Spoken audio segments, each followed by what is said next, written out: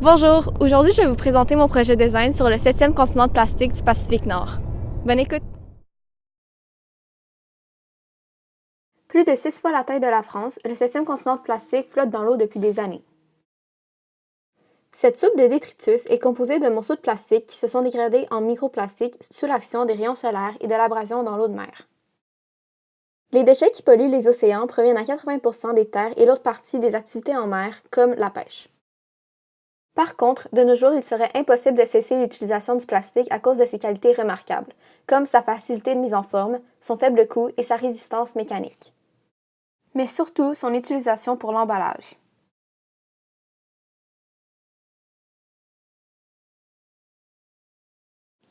Les déchets sont entraînés par les courants océaniques. Ceux-ci tournent dans le sens des aiguilles d'une montre et créent une spirale interminable, un genre de vortex qui fait tourbillonner les déchets. Les plastiques accumulés dans les tourbillons se retrouvent progressivement vers leur centre. Cette plaque de déchets se trouve principalement sous la surface de l'eau en suspension jusqu'à 30 mètres de profondeur. Elle n'est donc pas détectable sur les photographies prises par des satellites. Dans le 7e continent de plastique, la masse de plastique est 6 fois plus élevée que celle du plancton. Le 7e continent de plastique crée un danger pour la biodiversité et un déséquilibre pour les écosystèmes. La dégradation lente des déchets est quasiment plus toxique pour la vie marine que les plastiques eux-mêmes. Aussi, l'ingestion de détritus est un phénomène fréquent chez les grands prédateurs comme les tortues et les oiseaux de mer parce qu'ils les confondent par des proies. Quelques solutions pour régler ce problème environnemental ont été créées pour réduire les déchets dans les océans. En voici deux qui ont retenu mon attention.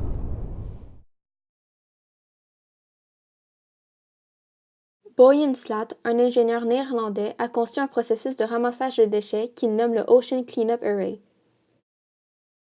Un cylindre est ancré au centre des gyres. À ce cylindre, il est rattaché des écrans solides qui filtrent et extraient les déchets sur place.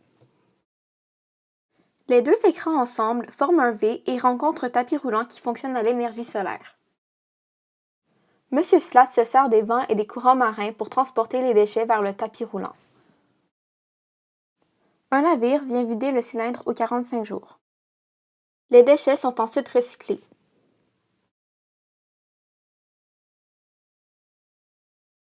L'ONG Plastic Ocean Foundation a lancé une pétition demandant la reconnaissance du 7e continent de plastique. La fondation souhaite que l'île poubelle devienne le 196e pays membre de l'Organisation des Nations Unies. Les créateurs de cette pétition ont même inventé pour l'île un drapeau, une monnaie appelée débris et un passeport à toutes les personnes ayant signé la pétition. En étant définie comme un pays, l'amas de déchets devrait être nettoyé d'après la mise en vigueur des traités environnementaux. Merci d'avoir écouté ma vidéo jusqu'à la fin. J'espère que vous en avez appris davantage sur le 7e continent de plastique. Je vous encourage à utiliser une bouteille réutilisable et à bien recycler. S'il vous plaît, laissez un commentaire, aimez et partagez ma vidéo.